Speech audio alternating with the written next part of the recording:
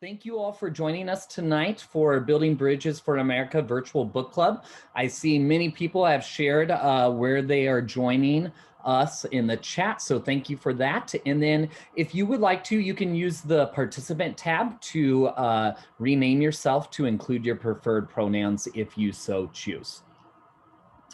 My name is Wes, and I am one of the hosts for Building Bridges for America, and also serve on our steering committee as a grassroots organization. And we are a national grassroots organization that aims to mobilize and empower networks of relational grassroots organizers to support campaigns and causes based in progressive values, because we really feel values are what drive voters and drive citizens to participate in our democracy. And so you also see our values listed there. I think a big one as we head into local elections and gear up for 2022, we recognize that the effort adds value regardless of the result. So many of you may be in red country and feeling discouraged, but just know every campaign you participate or every cause that you promote, regardless of what happens, it's important and it moves conversations forward. So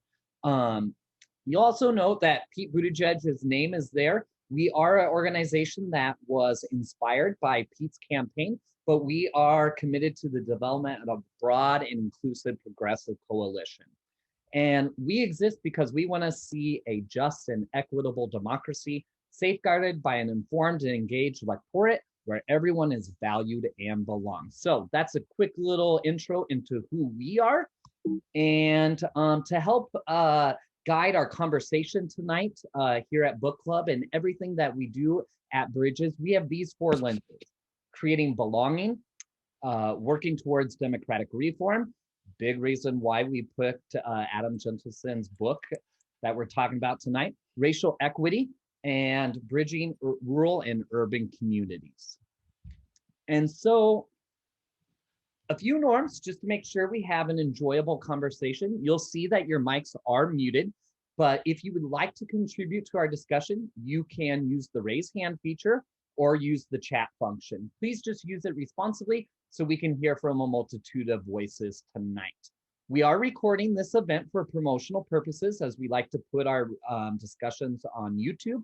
So feel free to turn off your camera and rename yourself if you so choose.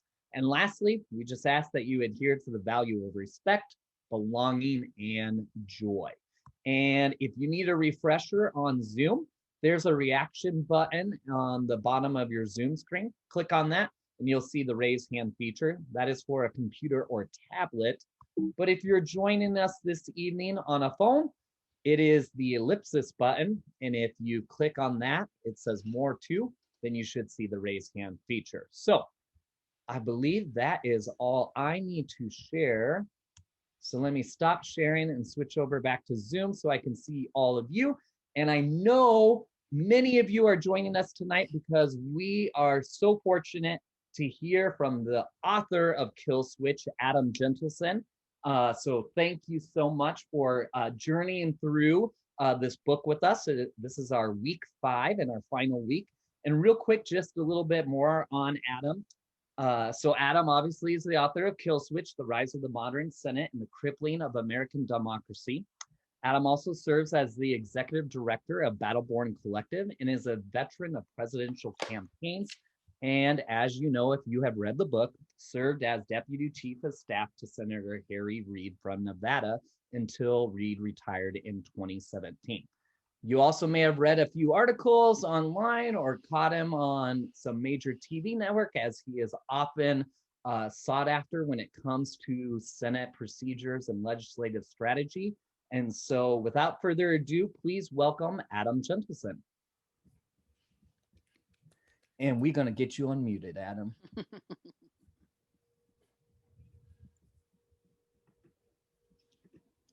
Gina, can you do that? I got it. Yeah. I was looking at a different screen. All right, I think we're good now. Okay, yep, I'm unmuted now. Awesome. Yes, thank you so much. It's so great to be here.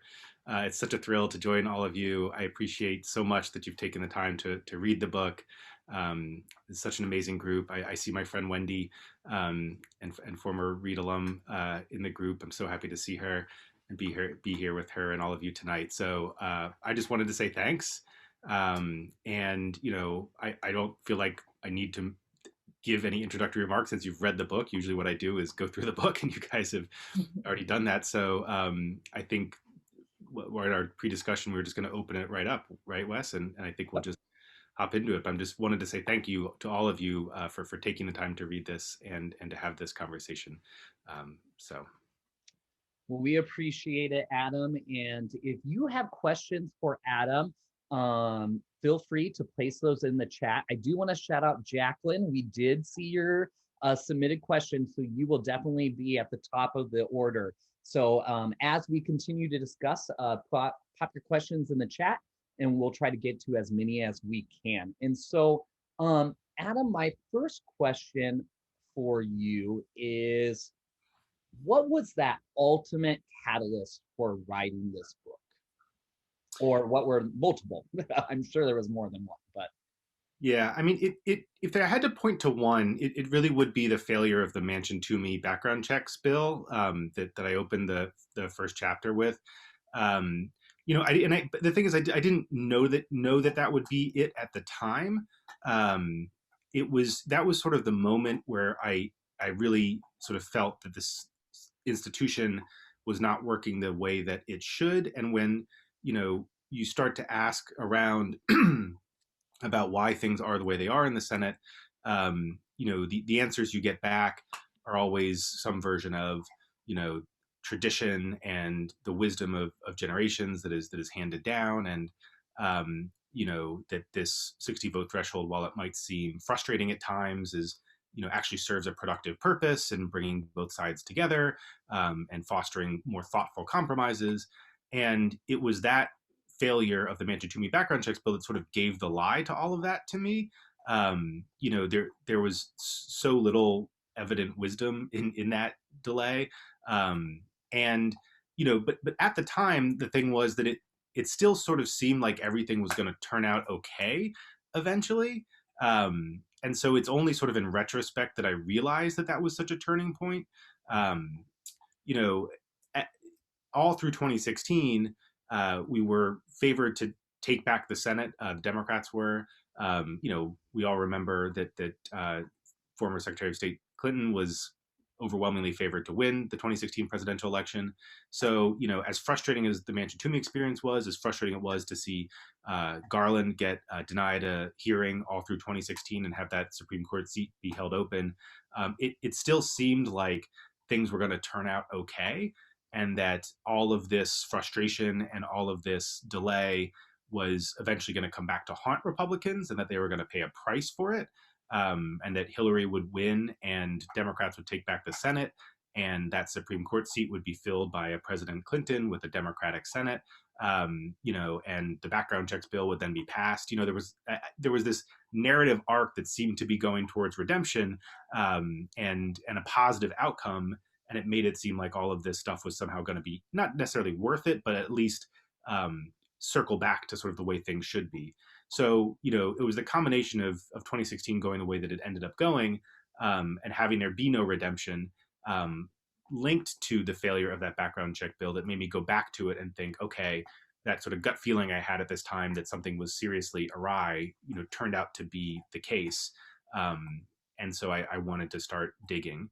And, that's when you start digging, and people say, well, why does a filibuster exist? And they say, well, there's no rule in the books, but it's the absence of a rule that indicates that the Senate wants the filibuster to exist. And like, well, wait a second, but there actually was a rule, and it just sort of got taken off the books by accident. Like, oh, well, no, but then it's generations and generations of wisdom. And like, well, wait a second, but throughout those generations, people were always trying to get rid of it and talking about how bad it was. So you start pulling those threads, and that's sort of how I got to the basic sort of level of research that led to writing the book.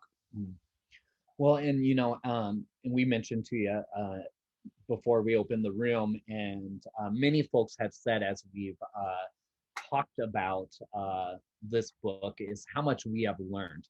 And so, as you started digging, once you decided to write this book, what was the biggest thing that you learned as you were digging and doing your research? Um, I'd point to a couple of things. I mean, for one thing, I was sort of struck by what an open and shut case it was when it comes to the framers' intent. I'm not an originalist, and I suspect few, if any of you are.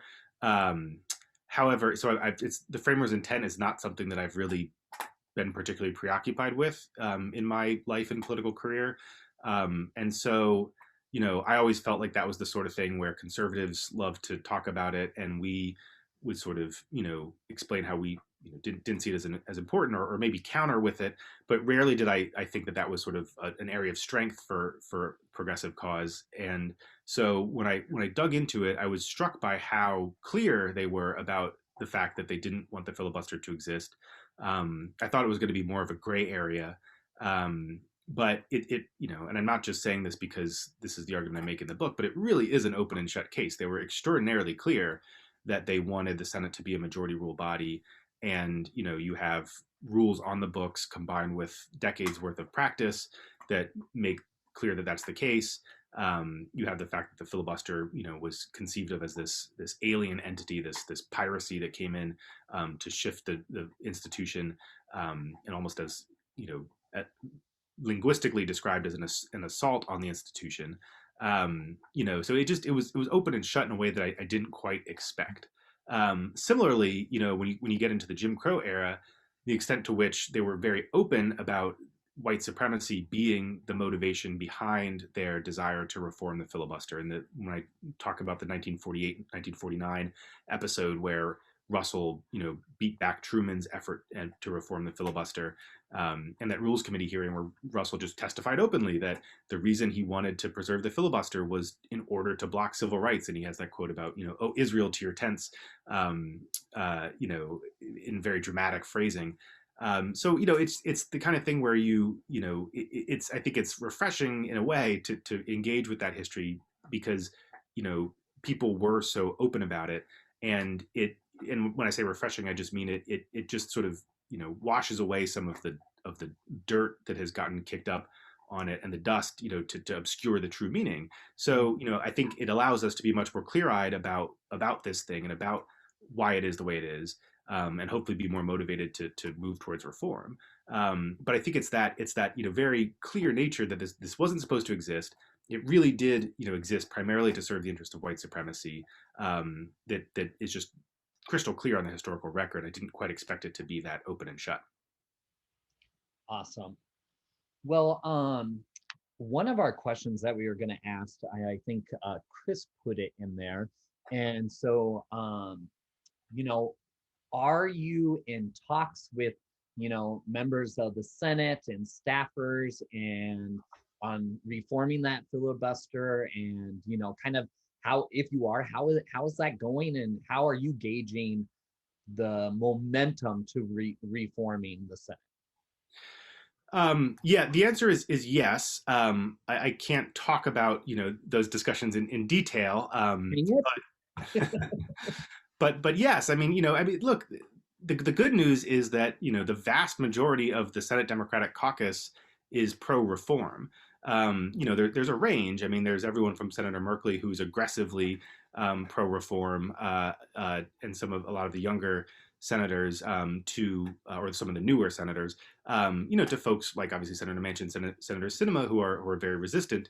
But there's a big difference in terms of the overall stance towards reform from when Wendy and I were there, where there was a deep apprehension and a deep skepticism.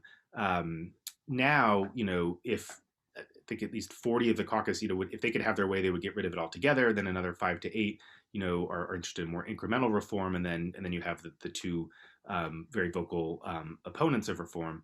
But yes, the senators are interested in this. They're interested in making a case. They're interested in working on their colleagues and trying to get them to yes, because I think that they sort of see it. I don't want to speak for them, and I know this is this is an informal discussion, but I think the general consensus is that this is something that has to happen, and it's just a matter of how they can get there. There's a range of options. There's everything from very narrow incremental reforms to getting rid of it altogether, and how big they go will determine what scope of how many different issues can pass through the gate, depending on how wide they open it up. But there's a high level of enthusiasm for reform. But the downside is they have the narrowest margin imaginable, and they are going to have to get every complete unanimity to get there. So that's a challenge. But I think that things are starting to accelerate. We'll see what happens with the January 6th commission bill. It looks like Republicans are probably going to filibuster it. I think that will be, bad for America, but probably good for the cause of reform, because it will sort of, heighten the contrast and make it really untenable to try to defend the idea that we don't need reform. So, I feel good about where we are right now. I still think it's going to be a big challenge to get there.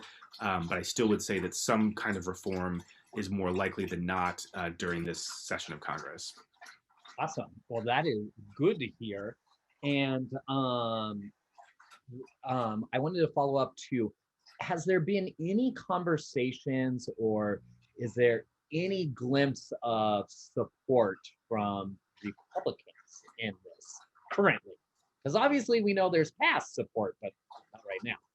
What we Yeah, unfortunately, I think the short answer is no.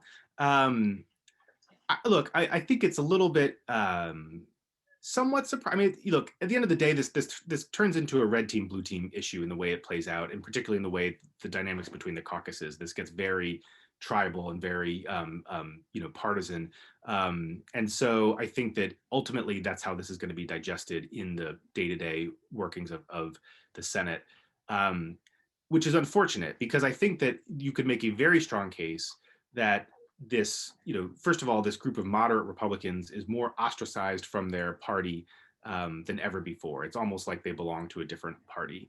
And you could argue that there are a lot of incentives for this group. And I'm thinking of, Romney, Murkowski, Collins, that they have a lot of incentives to join with Democrats in reform, to go back to something like a majority rule Senate, because that would empower them to operate sort of as an independent bloc. They would then become the most powerful people in Washington, D.C., because they would be the decisive votes on everything that came before the Senate. Whereas under the current system, in needing to get to 60, they're necessary to get there, but they're still just sort of faces in the crowd on your way to 60. So you could certainly make, I think, even not just an idealistic or moral case that they should do this. I think you could make a hard-nosed political case that it would be in their interests and serve their ability to wield power to do this. Unfortunately, I think that at the end of the day, the partisan loyalties are probably just too strong. Going and joining with Democrats on something like this would be, such a massive break with your party that I think they would really become outcasts. I wish I had a more optimistic take on their willingness to break away, but after everything that we've seen and seeing this party rally behind Trump, even now rally behind January 6th, try to cover it up. Murkowski, Collins, and Romney have not done that quite. But I still think that the ties to the forces that are pushing them to stay with the party are ultimately going to prevail. I was hoping maybe you would say Senator Sass, my senator, we had a chance with him, but I agree with you. Probably not. About all talk and no action, unfortunately. Yeah, exactly. A lot of us had high hopes for him, but Jana's agreeing because we both live in Nebraska. So, well, I wanted to get to a question that Jacqueline, she joined us from week one, very excited because she had already read your book before the book club. So we're excited that we can kick off with Jacqueline. Okay, am I on now? Is this it? My big question. Oh my gosh. Okay, I can't thank you enough for writing this book. I must have 30 books in my house. I mean, all the panic books possible. This is the first one that for me that really gives a perspective of what's happening now in a context of history, American history. And I know so little history. So I just, ate this book up. Concerning to me, and I'm having trouble understanding how adults who are in the Senate I'll get to the question. I'm reframing it from how I originally asked it. How they can see what's happening with the white supremacy, with the amount of killing of blacks and so forth, and also the now Russia in the Arctic, looking at the waters off Alaska for their oil trade, and the failure to prop up Ukraine after they gave up their nuclear missiles for protection. All these huge issues, they're big, right? They're not. When I was younger, I used to think, well, that's just politics. Now I'm saying, oh, this is my life. It's so big. So have you heard anything, or can you understand what the justification might be, or the argument from the other side saying, no, you got this wrong. The filibuster, the way the Senate is working now, that we're really going to be able to handle the Middle East just fine. Are you hearing anything intelligent aside from UFOs? I mean, these are adults in the Senate. I'm having a terrible problem understanding what's going on. Yeah. I'm in Arizona, so I have cinema here, Yeah. Thank you, and thank you for your kind words about the book. That's so nice to hear. Look, I think that this sort of gets back the part of the book I wrote about this work of this incredible political scientist named Frances Lee, who's at University of Maryland. She did work that was really influential in my thinking, and her book is called Insecure Majorities, which is about, I think I talked about in chapter 5, of how there's this incredibly powerful compulsion to block the other side so that you can get your side back into power, and which is, a more powerful phenomenon now that the majorities are much more narrowly divided, and are likely to remain narrowly divided for the foreseeable future. So the reason I raise that is that I think that what if to the extent there is a responsible argument from the other side, what they would say is that what they are trying to do is get back in power, and that they think the best way to deal with the Middle East, Russia, all the other crises that you raised, is for them to be in power and for them to deal with it the way they want to deal with it. And because the majorities are so narrowly divided, because Democrats have literally a 1-seat majority in the Senate, Republicans are I think it's at best a 50-50 shot for Democrats to hold it. Things could change a lot in the next year or two, but the point is Republicans rightfully believe they have a very good chance at taking back the majority in the 2022 midterms. And frankly, they look at 2020 and think, man, after Biden was favored to win and the final polling averages had him up by 10 points and potentially carrying a massive sweep, and Trump was able to motivate higher than usual turnout among white voters, and even, cause some breakaway votes among non-whites, like they don't hate their chances in 2024. So I think that what they would say is that they are trying to get themselves back in power so that they can deal with these crises in the way that they want to. This happens in the Senate. I mean, I've seen it from our side too, where there's a Republican who is thinking about working across the aisle with Democrats on some important issue, and the Republican leader goes to that person and says, "Listen, Senator so-and-so, I know you care about whatever, global warming, for example, and you want to work with the Democrats on this bill. If you work with them on this bill, you're going to help them stay in power. So it would be better, even strictly from the perspective of the issue you care about, if you stick with the team, with the Republican team, don't work with the Democrats, don't give them a win, help make the case that they are, it's more gridlock in Washington and they're failing to deliver on their promises, and then we'll get back in power.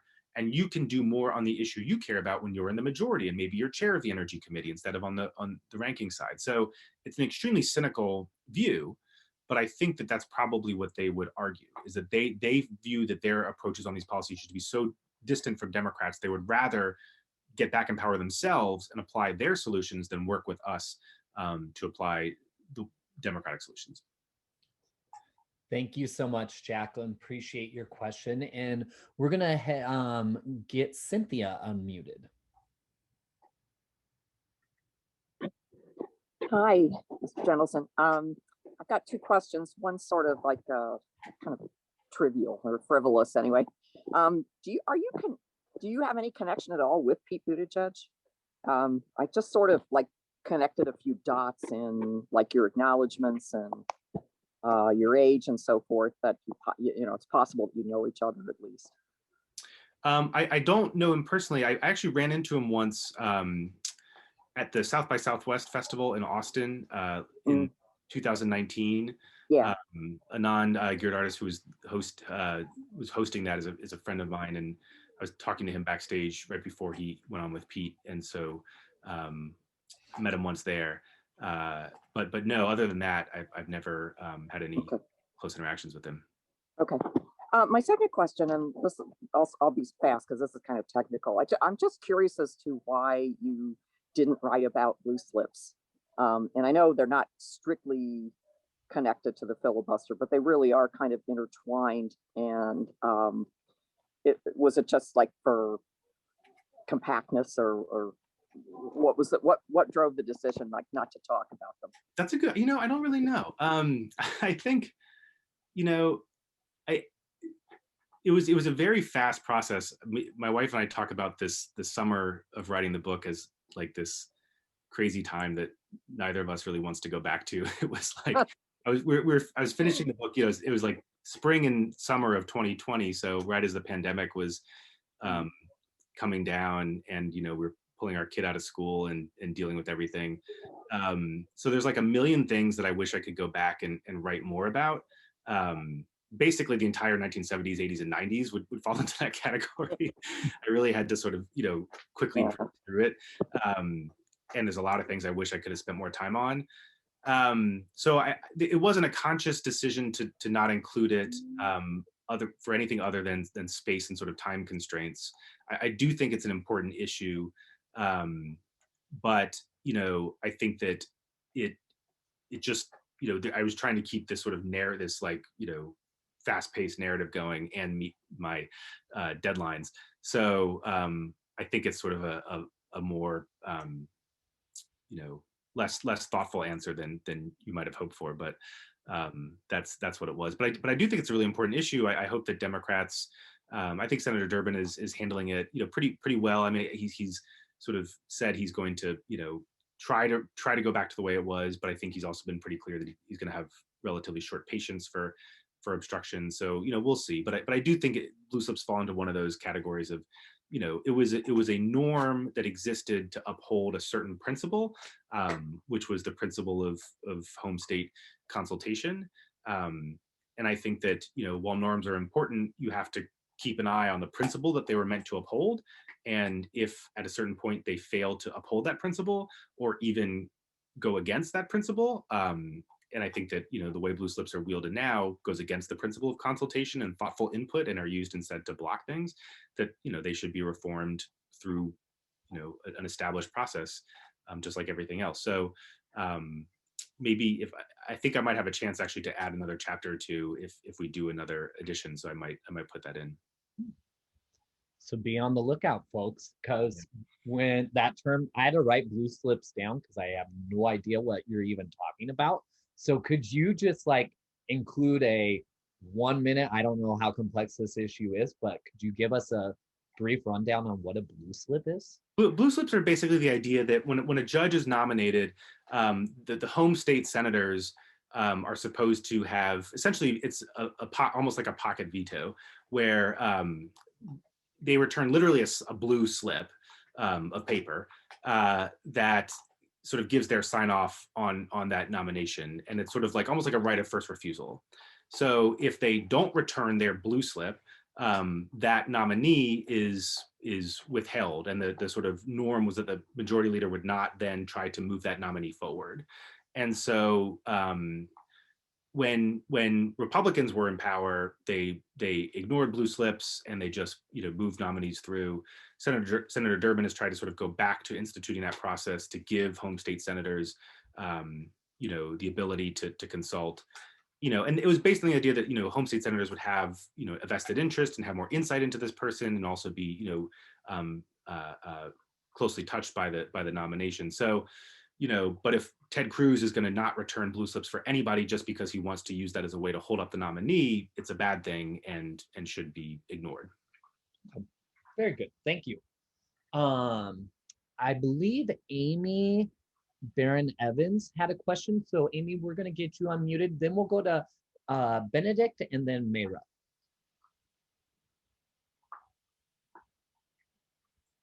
Hi, Adam and everybody.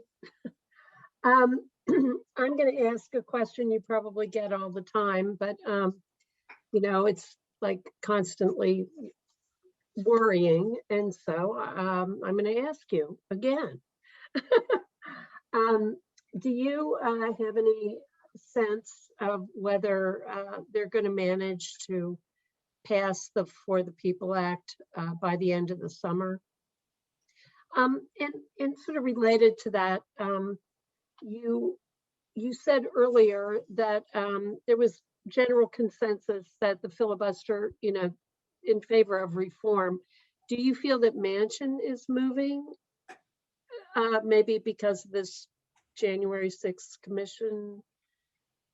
So I'll start there and work backwards. So January 6th seems to have had an interesting and a little bit counterintuitive effect on Senator Manchin. January 6th has caused Senator Manchin to think that the most important thing that he can do to combat the forces that he saw manifest in January 6th is to reestablish bipartisanship. He really thinks that he's on sort of a mission to do this, and that he can set an example for the nation by trying to restore bipartisanship in this polarized time. My personal view is that is an extremely noble cause and effort on his part. However, I think it's unlikely to happen. And I think the question is what happens when he fails to get that bipartisanship that I think he is likely to do. And so that leads me to my answer about For the People and voting rights generally. There's sort of two categories, right? There's everything that's in the For the People Act, and then there's voting rights and sort of reestablishing the strength of the 1965 Voting Rights Act by reestablishing what they call preclearance, which is the idea that, voting laws passed in states, originally it was in certain states, the old Confederacy, have to be cleared by the Justice Department.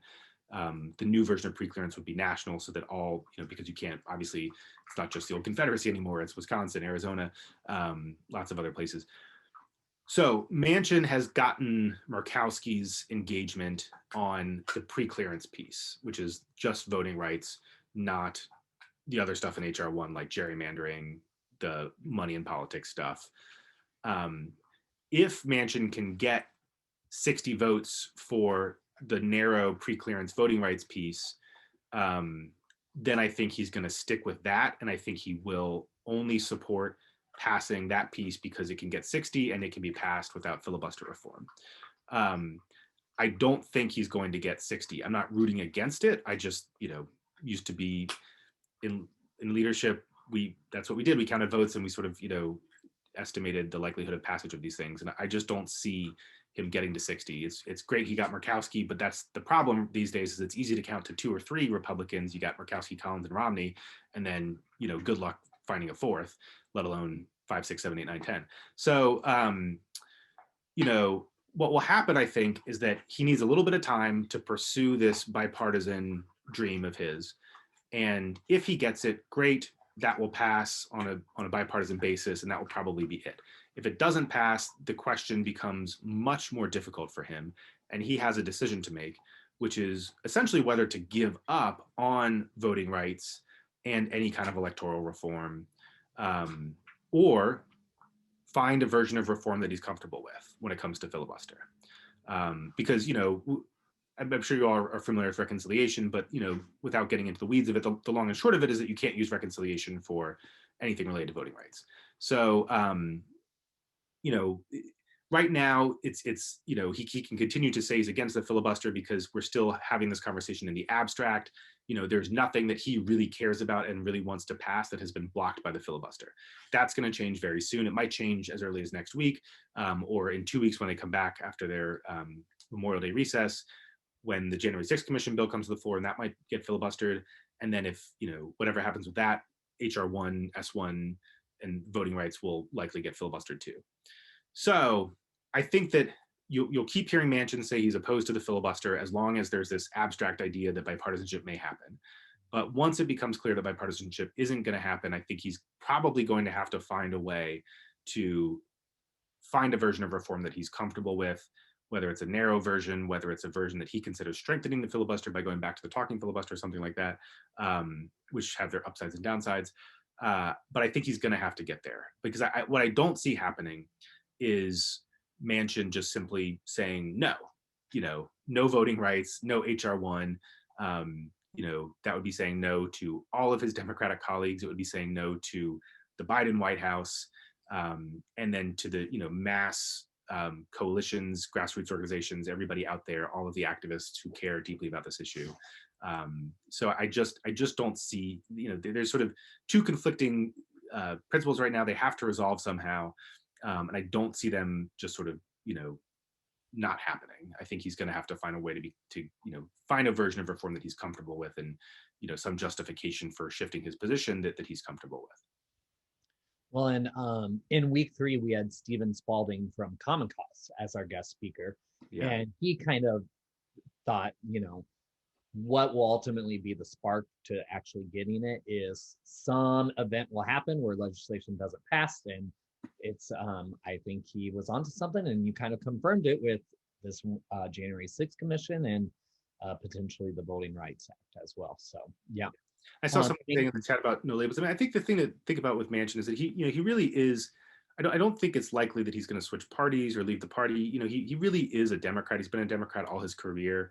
Whatever he's going to do in his post-Senate career is going to be reliant on continuing to have friends and connections in the Democratic Party. So I think that it's a high bar to switch parties, especially relatively late in your career. Richard Shelby switched parties from Democrat to Republican, and then was able to sit on the Appropriations Committee for 30 years and continue to sort of build a career there. That's a little different. If you're towards the end of your career, it's just not a great time to switch parties. Everything you've built in your career just goes away, and the Republican Party is unlikely to ever fully embrace him in the same way. So it's for a mix of sort of ideological reasons, he is committed to most Democratic issues and to sort of the pragmatic of you don't just bail out towards the end.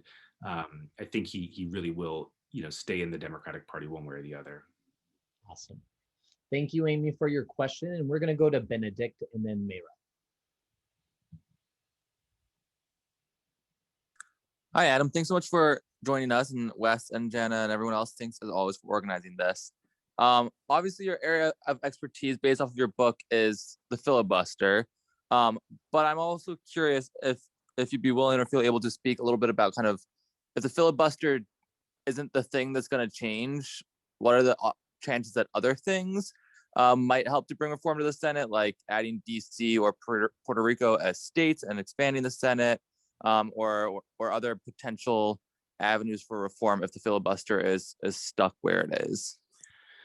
Well, unfortunately, I don't think there's high chances of those other things happening if you don't reform the filibuster. For better or for worse, I think the filibuster is the gateway to all the other types of reform, because everything else will take 60 votes to pass, and the likelihood of getting 60 on something like DC statehood is just extremely, extremely low. So, the good news is that even as frustrating as it is to get Manchin and Sinema, there's two ways to look at it. One is, we've got these two senators who are very hard to convince. The other way to look at it is we only have two senators that we have to convince. I think the math is fuzzy. There's probably other senators who aren't super enthusiastic about doing it, but if Manchin and Sinema shifted, they would shift too. So, I do think that it's important to keep focus on the filibuster reform, because if you don't do filibuster reform, you're not going to get voting rights, you're not going to get DC statehood, and you're certainly not going to get any of the other larger reforms that are critical, like reforming the judiciary, or even potentially looking at efforts to adjust the Electoral College. So I don't have a high degree of optimism for other types of reform if filibuster reform can't pass. There's other things you can do through ballot initiatives like ranked choice voting that a lot of folks are working on that I think are also very important, and that you do from the state level up that don't require Congress. So those things are great and don't aren't affected by the filibuster, but in terms of sort of federal reforms, you really pretty much need to reform the filibuster to get just about any of them through. Great question. Thanks, Benedict. Yeah. Mayra. Hi. It's nice to connect the author with the book. I loved your writing. You it was very it was very great writing for something like for this type of topic. I was very engaged. I made a comment on this in the chat, but this might be this whole, okay, so to me, what I don't understand is this. McConnell was for getting rid of the filibuster in the early 2000s. In fact, he almost did it, right? Right. And then the first thing he does when he gets back into power, when Trump is president, is get rid of the filibuster for the Supreme Court. Literally. That's the first thing.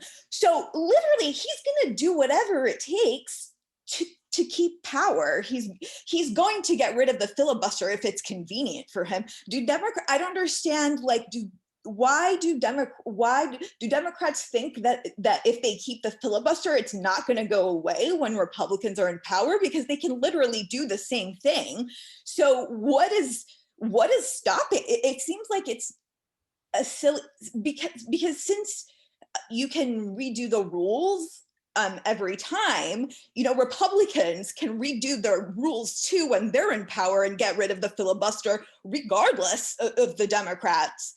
And then we're in the situation of like before, where we don't get Garland and they get rid of the filibuster and they get everything that they want. Yep. I don't understand that kind of thinking, because it's literally a lose-lose situation for Democrats and a win-win. Right. Getting rid of the filibuster. Literally, there's nothing that they can lose for getting rid of it, because Republicans can redo the rules if they want to keep, Right. They're going to do what they're going to do. I don't understand. It's so frustrating. Right. No, make it make sense. Well, I share your frustration. I mean, I think that it comes from a good place, right? I think that people are scared of what Republicans will do when they're in power. I think it's often vulnerable groups who are the most scared. Certainly the right to choose is something that is under threat, and Republicans have shown that they might go after legislatively if they could be in a majority rule situation. The problem is that a lot of those rights are under threat through the judiciary regardless. And the Supreme Court just agreed to take up a big case on choice that will be decided in the next session that could very well overturn Roe, or at least give states the right to overturn Roe. So we're not in a great place right now regardless. And if so I think that a lot of people have a reflexive reaction when they talk about getting rid of the filibuster, where they think of the risk of what will Republicans do when they're in power, and shouldn't we hold on to the filibuster to defend against it? And I agree 100% that McConnell will probably just get rid of it as soon as it's convenient for him. And so while there is risk in getting rid of it, I would argue that the worst case scenario, the biggest downside risk, is to not pass all of the things that we have to pass now in order to preserve the filibuster. So, you don't pass H.R. 1, you don't pass voting rights, you don't pass many things on climate change that I think are unlikely to survive the reconciliation process. You don't pass any of those things because you want to keep this defensive tool. And then, as you say, Republicans come back in power, they just get rid of the defensive tool. And then we didn't pass all the things we could have passed, and then they pass all the bad stuff anyway. When you talk about assessing risk, that is the worst case scenario. That is the biggest downside risk. And so, you do incur some risk by getting rid of it. You make it easier for them to pass things.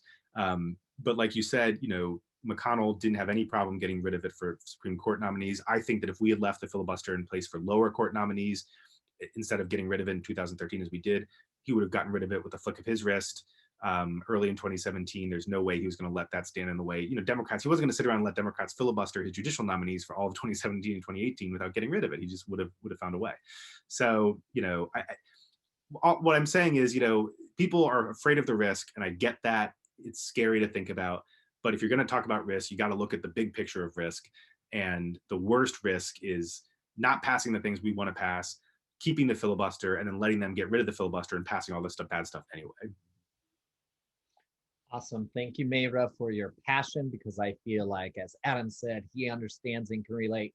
I relate, and I'm sure many of us could as well. So appreciate your question. And we're kind of at that point where we need to wrap up. And I believe someone put it in the chat, and part of one thing that we do is we hold trainings on, it's called Say This, Not That. So what is the most effective messaging to connect with not only progressive voters, but moderate and conservative voters as well. And so this issue, the filibuster, we think we know a lot about it, but most Americans truly don't, or really don't even care. So knowing that and the complexity of it and the need for the reform, what would be like your 1 minute, 2 minute elevator speech on what's the problem and how can we fix it, or why we should fix it? Yes, definitely. So, I think it all comes back to gridlock. And the thing that consistently polls the best on filibuster is talking about in terms of gridlock, and that works across ideological spectrum. Everybody knows that Washington is gridlock. It's the thing that people hate the most about Washington, and you can very credibly point to the filibuster as the single biggest thing causing gridlock in Washington, D.C. So, if I was in an elevator and trying to convince someone, I would say, look, do you hate gridlock? Me too. The filibuster is this rule that was never supposed to exist, has come into existence through the forces of racism and white supremacy. And even if that doesn't move you, what should move you is the fact that it is the thing causing gridlock in Washington, D.C. We should get rid of it so that we can pass thoughtful solutions. It would be the same for both sides. This change would allow Republicans to pass what they want to pass when they're in power, and it would allow Democrats to pass what they want to pass when they're in power. And this is how a democracy should work. The party that you run on ideas, people elect you to enact those ideas. You put the ideas into practice, and then if people like them, they can return you to office. And if they don't like them, they can elect the other guy. But we would at least have a system where things move and the government functions, and it would end a lot of this gridlock that's paralyzing Washington. Nice work. I did not time it, but I feel like that was under a minute. So, and I wrote gridlock and boxed it and underlined it because I really thought that was a great term. And then also I wanted to follow up. Lucy Caldwell. Are you aware of Lucy? Do you know Lucy? She helped run Walsh's campaign in 2020. Yes. And I saw this tweet one day on Twitter within the last week or so, where Lucy tweeted, "Stop saying abolish the filibuster. Start saying approve legislation by a simple majority." What are your thoughts on that framing? Do you like hashtag in the filibuster, or is there something? Taglines don't sway things all the time, but it is a nice little thing that we love to use these days. So what are your thoughts? Yeah, I think hashtag, end gridlock or something along those lines would be great. I think there's a complicated dynamic at play, because I think that, some of the signals we've gotten is that it's helpful for the left to, stake out a position that is farther away from where they're going to end up, because that allows them, the center, we're over here, the center stays here. And so I think that, we've actually, heard sometimes that we should keep saying end the filibuster because they want to come up with, reform the filibuster as a middle ground. So, but I do think it's correct that in discussions and in persuasion efforts, talking about it in terms of passing legislation by a simple majority, returning to basic democratic principles is the way to go when you're doing persuasion. Awesome. And I think too, I underlined this in your conclusion. You said, to fix the Senate, we must keep in mind that restoring an institution capable of producing intelligent solutions is the goal. And then you go on to, it's not necessarily the partisan wins or whatnot that would be gained from it, but really restoring the Senate to a working institution. And so I think that's a great point that you ended on as well. So I believe we're probably at that 45-minute mark, maybe went a little bit over. Apologies if so, but we truly appreciate you choosing to do your research and share that research and findings with us all. And then obviously spending a bit of your evening with us. And so thank you so much, and excited to see what edition 2, part 2 of this book could look like, and the work you'll continue to do to protect our democracy. So thank you so much, Adam. Right about this conversation. Thank you so much. Thank you for having me, and thank you for all the work you do. It's so important and much appreciated. So let me know how I can help. Absolutely. Okay, I forgot one quick question. There's a lot of books behind you. Give us 1 or 2 books you suggest. Well, where's Heather's book? So one of my favorite books that I plug at every opportunity is The Sum of Us by Heather McGhee.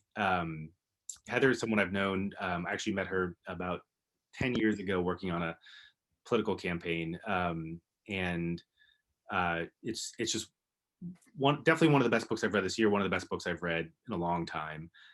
It shows how racism hurts everybody. She talks about something she calls the solidarity dividend, which is, what we all stand to gain and what we all lose by racist policies and beliefs in society. It's just an incredible, and then it's sort of also, she weaves her personal history and her career throughout all of it, and it's just incredibly readable. It's a page turner.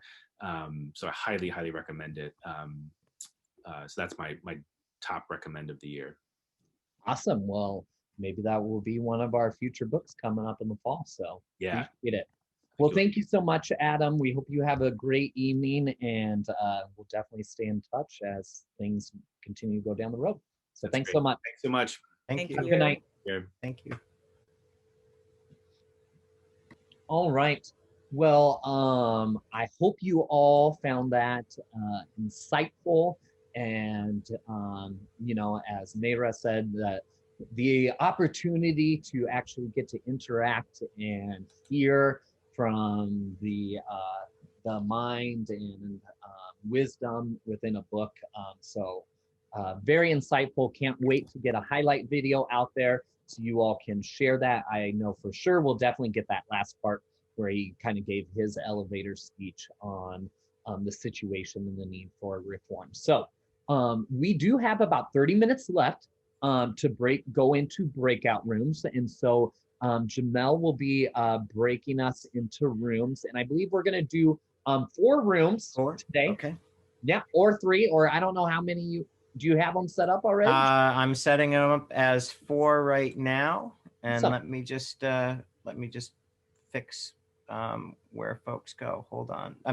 Folks being US, trying to get shoot, let me join on my I forgot to join on my mobile so that okay, I'm gonna tell me when go, you're just do it and I'll get it all figured out. all right. Okay, hold on. So I will be in the main room in case folks are having some issues getting, but while Jamel is getting that figured out, I am going to share my screen just to remind us of our norms this evening as we head into breakout discussions. So as fellow progressives, please just make sure that we adhere to the values of respect, belonging, and joy as we take time to listen from others and make comments in the chat. Just please be mindful of respecting fellow progressives and our fellow progressive leaders throughout the country.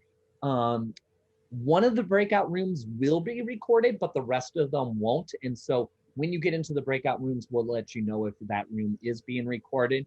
And then because it is smaller, sometimes you can have that mic unmuted, but just make sure you're allowing other people the opportunity to share their thoughts and making sure the background noises aren't loud so that everyone can hear the conversation. So, are we ready? Well, Wes, you go to room 3 when you get it. I'll be in room 1, Jen will be in room 2, Jenny will be in room 4, and you go to room 3. And just don't forget to assign me to room 1, okay? Will do. And Jamel, go ahead and click that button. Yep. You should see an invite pop up or a button to join in the lower right-hand corner. Have fun.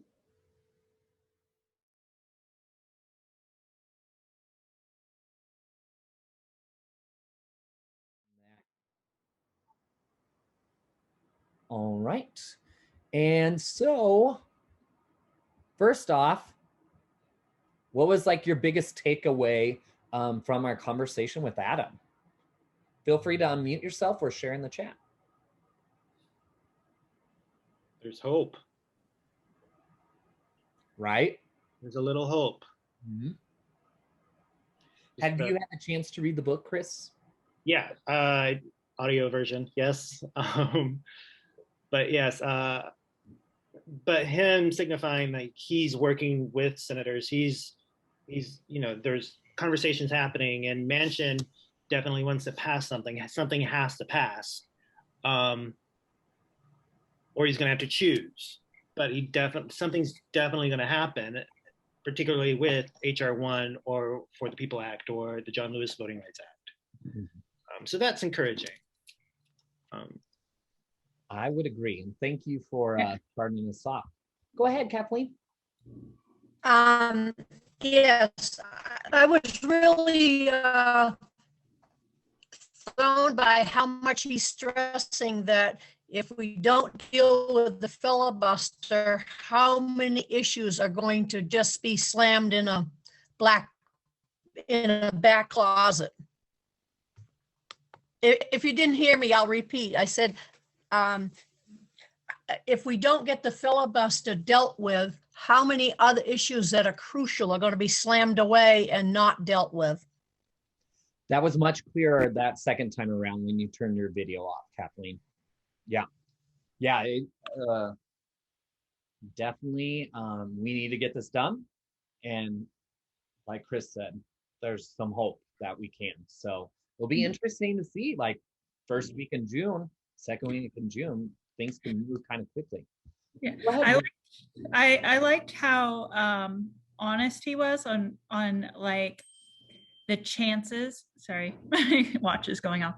The chances of the different, like the filibuster, but he also gave us, like Chris said, he gave us hope. But he's also telling if the Manchin issue, if Manchin doesn't choose, like things could, like, and like Kathleen said, could go in a closet. Yeah, it kind of felt like we were watching CNN News or MSNBC for a little bit, trying to get a little inside dirt. Yeah. So that was fun. Awesome. Well, we're going to be discussing chapters 9 in the conclusion.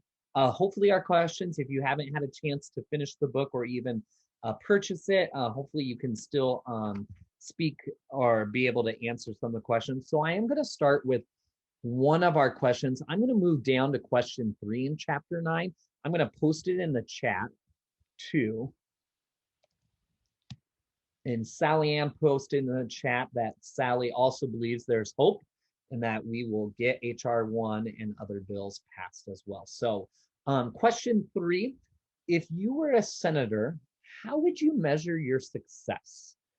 And as a voter, how do you measure your senator's success?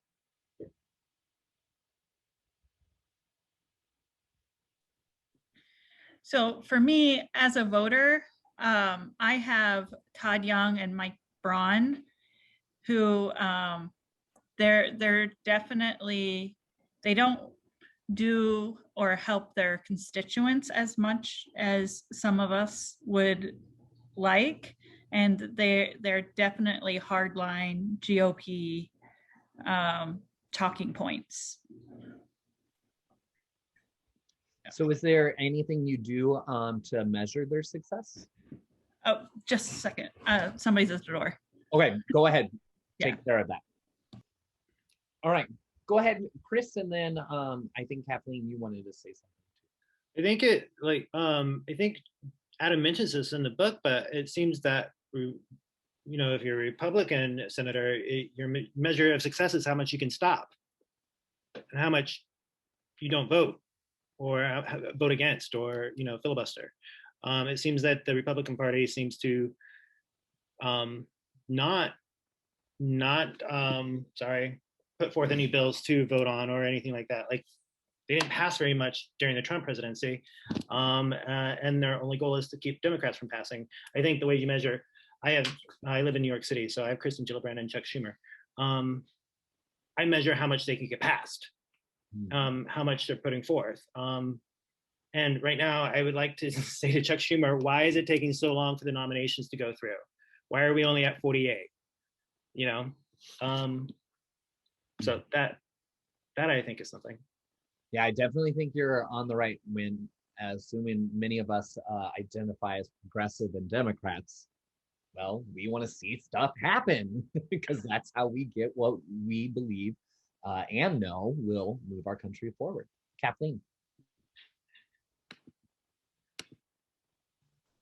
What we're seeing with the senators is their goal is to stay in as long as they can and keep putting their efforts into getting re-elected.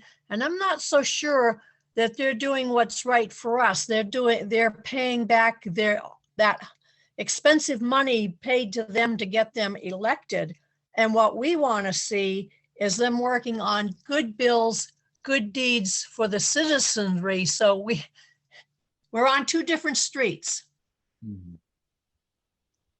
Thank you. Yeah, it oftentimes feels like we are. That's why I really like that last question to Adam is, and how he mentioned that word gridlock. Because when you hear gridlock, that's something that connects conservatives and progressives. Because that's something I think anyone hates to see. And so hopefully we can maybe fight through that and keep talking gridlock, and maybe folks will be more open to that filibuster. Anyone else on how you measure your senator success? And you can also put it in the chat if you don't want to unmute and share.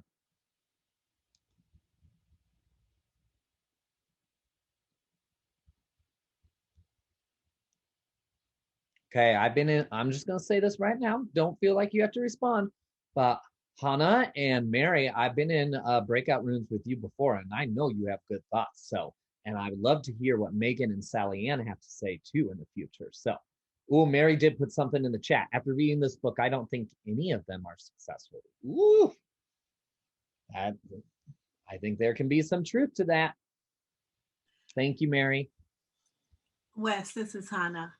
Hi. I think from the question that you asked if I were a senator, how would I measure my success?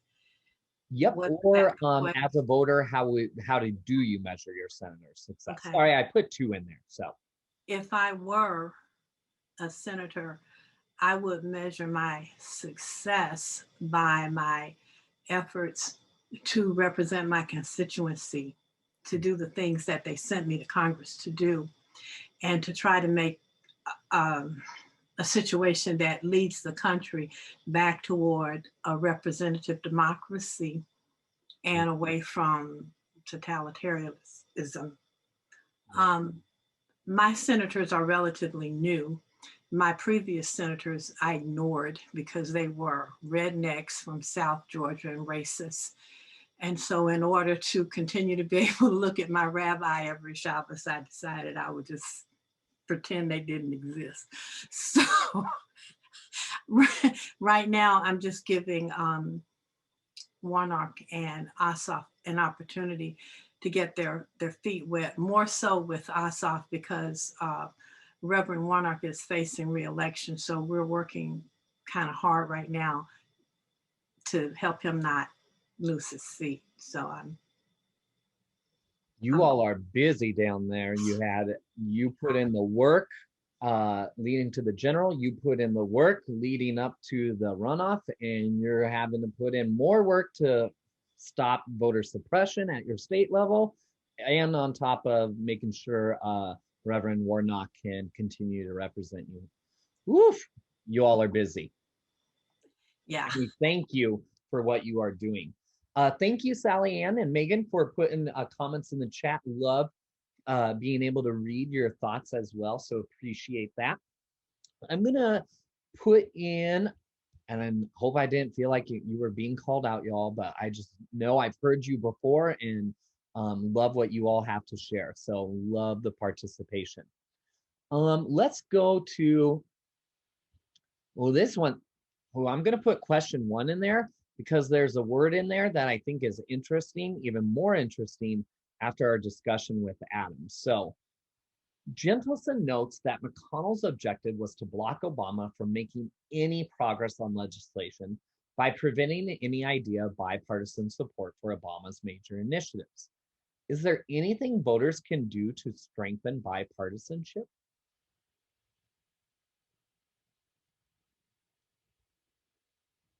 And I'm going to give my teaser because that word bipartisanship, I think, is just this fake thing that we love to think about when it comes to major legislation. And I love how Gentleson ends the book in his conclusion saying, by removing gridlock, removing the filibuster could actually lead to bipartisanship efforts, because then maybe, you know, a Senator Collins or Romney won't be so afraid to work with the other side. I don't know, but go ahead, and you guys can unmute yourself. You don't have to, as long as we aren't talking over each other. I would like to see, if we're going to be able to get the bipartisanship that we want, to have more exposure of the senators, not having them go in a little room and talk into a microphone by themselves, get all together and have more visibility of what's actually happening in the Senate. Right. I think we're going to need a new word, because bipartisanship has become synonymous with being a traitor. You know, like, we're all adults in this room. So when I was growing up, like when my grandmother was growing up, beaver was an animal. When I was growing up, beaver was something entirely different. And so I think that you have to look at how things are taken, the connotation. And bipartisanship now is a negative. It means you're sleeping with the enemy. You've crossed over to the other side, and you've abandoned something, this mystical thing that seems to exist for these people. And so we will never see bipartisanship in America, because we're talking about an America that is dead, and it's not going to be resuscitated. It's not coming back, and people can cancel Christmas on thinking that it will. We have to find, something is going to have to happen in this country. It's something that's happening in Georgia right now, in Stone Mountain, which is the birthplace of the KKK. And there was a meeting tonight to decide the future of Stone Mountain, and both sides had to concede something.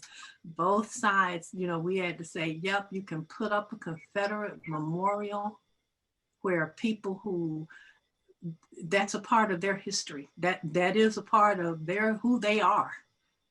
And you can't just totally erase everything that has happened, because when you erase it, you erase the bad part and people forget it.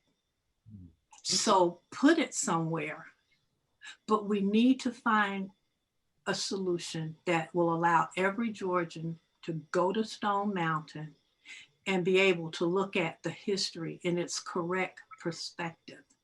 And so there was a lot of compromise, and hopefully these things are going to work. Like, nobody came in and said, you got to rename all these Confederate streets. They were like, well, these streets can keep their names. But some of these generic streets, why don't we name them after Union officers? And why don't we make this a Civil War place? This is what the Civil War was. And there were two sides to that war. Mm-hmm. You can't do away with an entire side, because that's what happened before. Is you just did away with the horrors of slavery and you glossed it over. And so I think America's at that pivotal point where we're going to fall as empires have fallen before us, or we're going to make a decision to find a place where we can come together and build a different kind of republic that works better for everybody. And it's not bipartisanship, it's survival. We're all on the island and we better figure out how to survive. You know, we just can't keep kicking folk off the island and think that everything's going to be okay, because it isn't. And when I was reading his book, that was the sense that I got, that maybe he knows too that we have to look at history and we have to change somehow. Thank you for saying that. I've been saying that when the statues were all coming down, that if you just throw everything away, there's nothing visible there, and it's going to lay smoldering like the 400 years of the hate that's we've got to somehow dissipate out of our society. Well, and it's go ahead. Yeah, if some of you could attend the Stone Mountain meetings, I think you would get a new perspective on that. Most of the Black people here in Georgia could care less about the Confederate flag or Confederate statues. You know, the dead will remain dead. The pain is still there. So you can tear down all the statues you want. But on the other side, there are liberal whites who want to erase that part of their history because they don't want to accept that truth about themselves. You know, it's like me when I wouldn't eat watermelon for years because of the negative connotation. I tried to get rid of that part of there's nothing wrong with eating watermelon, but the negative association with Black people and watermelon was so powerful in my mind that I just wanted to distance myself from that. And so I think there are a lot of very, very liberal whites who would say, we just want to get that part of our history gone, and we want you to look at where we are now, and this is what we believe, just like with homosexuality or anything else. So like I said, it's just a matter of people coming together and having a meeting, the Stone Mountain meeting tonight, which was one of the most positive meetings on race that I've experienced in a long, long time, where people were actually trying to address both sides of the issue and not do the whole, my story is worse than your story. I mean, it's just very positive. So we'll see. Maybe we need to get Congress back working there 3 weeks of the month and only coming home 1 week instead of working from Monday night until Thursday noon and then leaving every week. So it's when we all love to have a job where we work 2.5 days a week. Well, and I don't know if it was this book or in a past book that I've read that talked about, like, you know, back in the day, you know, senators, it wasn't easy to leave, you know, travel back and forth, or people didn't have the funds to do it, first off. And, you know, and so that forced senators to, you know, build more of a community and truly see each other as individuals versus as friend and enemy and whatnot. So, Mary, I know you've been waiting. Go ahead. I'm a political organizer in Milwaukee. I'm a co-leader of Milwaukee Democratic Action, and we're a team that works under the organizing wing of the Democratic Party of Wisconsin. And so I've always been politically active. And after reading this book, it's very obvious to me that the only way we're going to go back to bipartisanship is after we get rid of the filibuster. And the way we get rid of the filibuster is that we have to mount some kind of almost like an insurrection among the left to push back on our leaders to indicate to them that we want to get rid of the filibuster, so that they don't just keep playing this game of, oh, do we or don't we? I mean, it doesn't make any sense, but they're not going to willingly, you know, give it up. They need some pushback from us. And it sounds like if there are that many people in there that would like to get rid of it, that the pushback is actually going to help them, because we need to indicate that, hey, we know the risks, we know, you know, the advantages of making the changes. Now let's go for it. So. Well, thank you, Mary, for your grassroots work and work within the party structure. And, you know, and I think we've heard that from all of our speakers, is the need for all of us to really continue to push the need for the reform of the filibuster, and putting that grassroots pressure, you know, on our members of Congress to get things done. So thank you for that. I have a question for Mary, actually. Mary, do you like to start the uprising or to instigate change amongst the senators? Do senators read letters from other constituents outside of their state? I mean, if like you email Mitt Romney and you say, listen, reforming the filibuster could, you know, provide bipartisanship, do you think they actually listen to that? Is that something that you can answer to? I can't personally answer to that. I know that everybody has staffers that are reading those letters probably and pushing them one way or the other. I think I think that doing it within your own state is where it has to start. I mean, I have Tammy Baldwin and I love Tammy Baldwin, but all of a sudden after reading this book, I'm thinking, what has Tammy Baldwin done to change the status quo? I mean, I know she's on the right side of the issues, but if you can't even get the issues to come up for a vote, then is she doing enough? And Ron Johnson, don't even talk to me about Ron Johnson. It's like, all I do is work my ass off to get him out when he runs for election. And in between, I ignore him. I've written him, obviously, but all you get back from him is BS. So if you get anything back. But I think it needs to be like a concerted effort countrywide, where within our states, we're pushing back on our senators, and then we can join together. And there may be strategic places where we can start to influence other senators, you know, in other states that might be like real friendly. For instance, who are Tammy Baldwin's best friends in the Senate? Maybe those would be the people I would want to start with. You have to do, this is Kath, you have to really do it within your own state, because I was Tom Harkin's chair from my town when he ran for president. And when I was going to be into Washington for my work I do, I tried to get an appointment with his office and they said, you're not one of his constituents. No, you can't. Yeah. So yeah, we need to work within our own states and get everybody to work within theirs.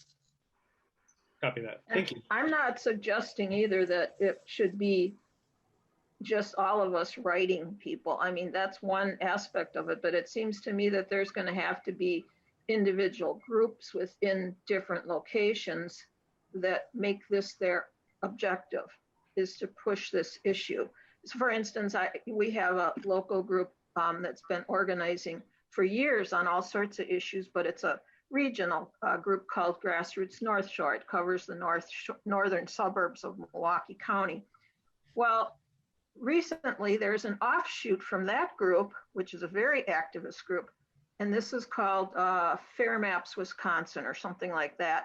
And they did an excellent presentation. They've gone to Madison, Wisconsin now to lobby about the issue. They have other actions planned. I think something else needs to develop around the filibuster all across the country, in every state, even the red states, so that they can see that the people want this and the people are willing to put action behind it, not just sit at home going, oh my, why aren't our senators changing? So, I mean, I'm an organizational person. I join groups and I work with groups, and I didn't do that in the middle of my life. I did it way back at the beginning when I worked for George McGovern, and then I've been doing it the last 10 years, ever since Scott Walker ran for governor of Wisconsin. And but I've always been in other organizations in between that, not necessarily political, but more issues like feminist organizations and things like that. So I think that that's where the real power comes, is that when you get groups going, local groups that can harness the power of individual people and magnify it to the leaders. Absolutely. And that's why we exist as Building Bridges, is opportunity to learn and then connect. And one thing we do letters every other Friday. And so, maybe I can suggest to our team of just simply, if each of everyone who participated in this book club sent a short little message email about the need to get rid of gridlock and reform the filibuster so the Senate can return to true debate and dialogue and getting things done, and see what that would happen. So great question, Chris. And getting Wes and Yeah. getting some of these groups maybe combining together to work on the issue. Absolutely. Collaboration is key where there's power in numbers. So I love that. All right. So it is almost 9 or 10 o'clock Eastern. And so is there anyone from the group who would just want to share one highlight of our discussion here? You don't have to highlight everything, but if you wanted to just highlight one specific part that you really enjoyed. Who would like to volunteer?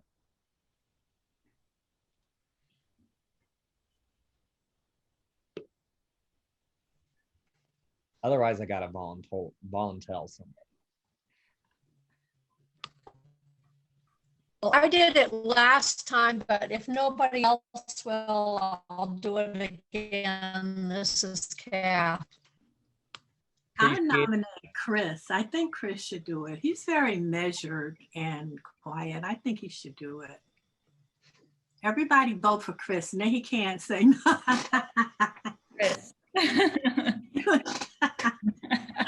Chris, you're muted. So do you accept your nomination?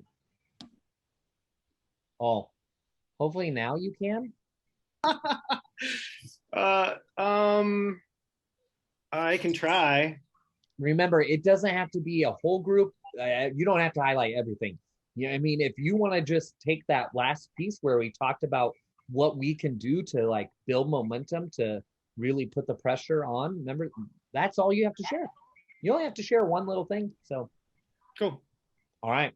Well, I really appreciate all of you for joining us this evening. And I hope if you haven't had a chance to read or listen to Adam's book, I highly suggest you doing it. And then, maybe I might just send this little copy to my senator's office and tell him to read it.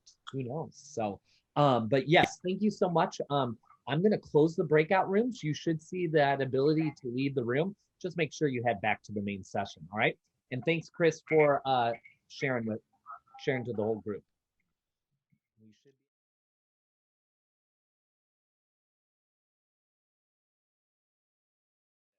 Okay. Well, I hope you all have enjoyed. I believe breakout rooms are now closed. Yep, looks like it. Good. Glad to see you all back here. I'm going to switch my view to gallery mode so I can see everyone. Awesome. So we have some folks who are going to share some very brief highlights because we're already at the top of the hour. And so, Jamel, who is sharing from room 1?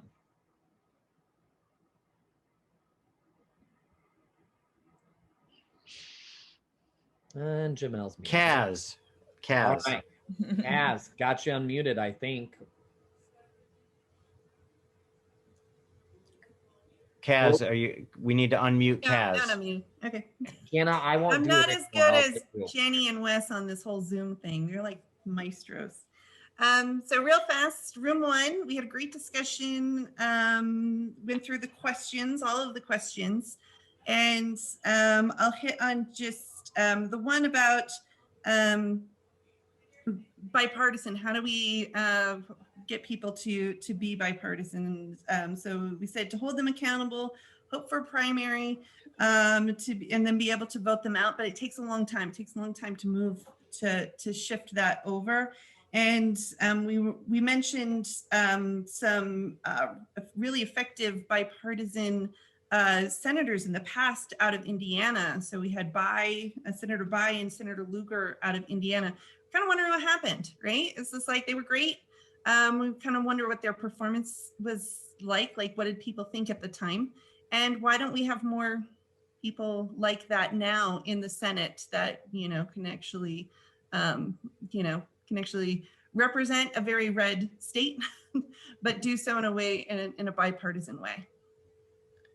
Thank you, Cass. Interesting to know, Indiana, home of our last vice president. So curious, interesting.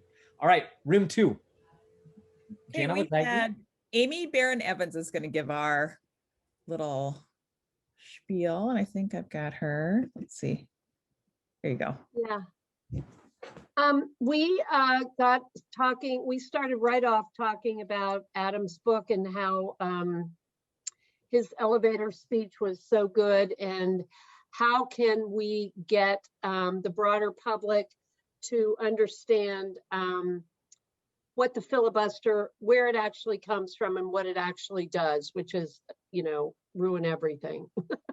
I mentioned that I had seen a really good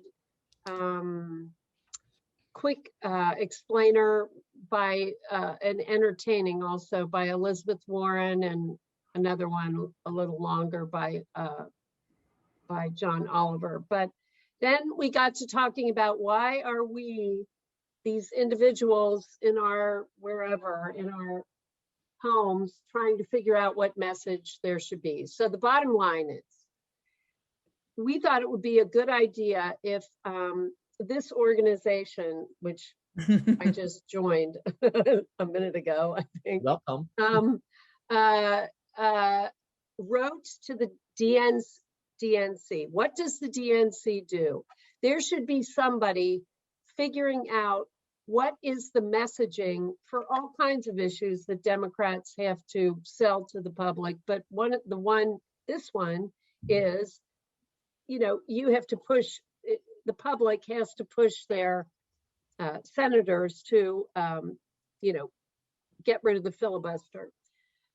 And the Democratic National Committee should be doing that. The Republican National Committee figures out messaging for Republicans and then, you know, sends it out far and wide.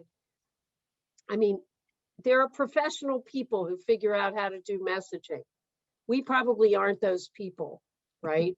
I mean, why is it this way? So we were thinking that it would be a good idea if this organization wrote to the Democratic National Committee, and Nessa said, I didn't know this before, sending those emails, you know, those emails by on the form that you get on different websites doesn't work at all. That you have to send a hard copy letter.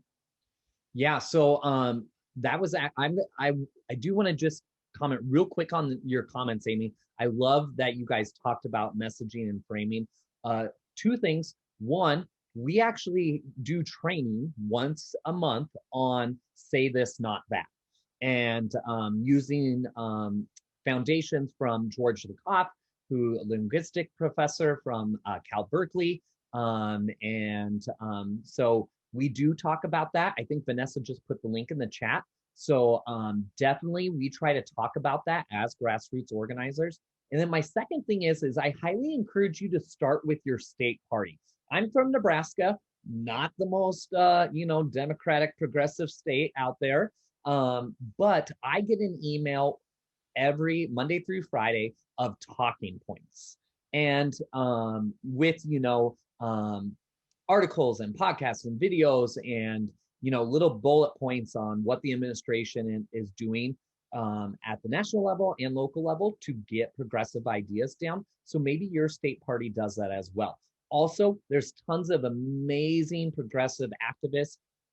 Gosh, I can only think of Dan Pfeiffer right now, but many of them use Substack, which is like newsletters essentially, and it gets emailed to you. I'll think of a few others, and I'll try to include that in a follow-up link of people you can subscribe to who really put out good progressive framing. I know that different organizations like Voting Rights Lab, and I didn't realize you did it too, but you know, figure out messaging. But who's in charge of like getting that out in a real coordinated fashion, and who has resources and personnel to do it. Like no one, right? Or it's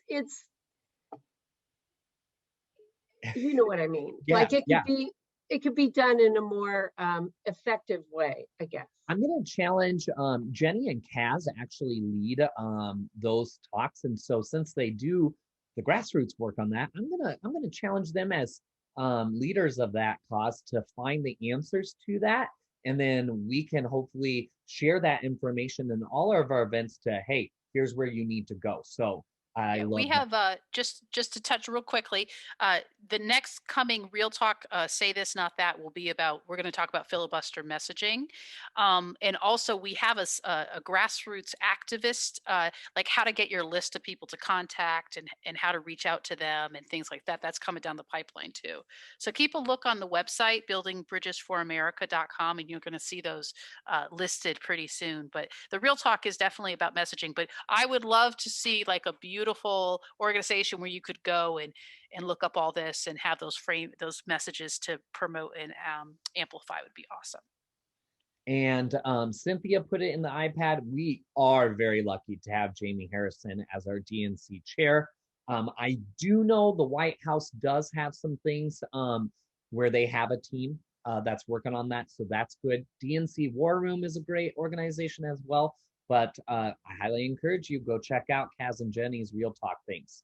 Let's move on to room 3. Thank you again, Amy, for sharing. Chris is going to share with room 3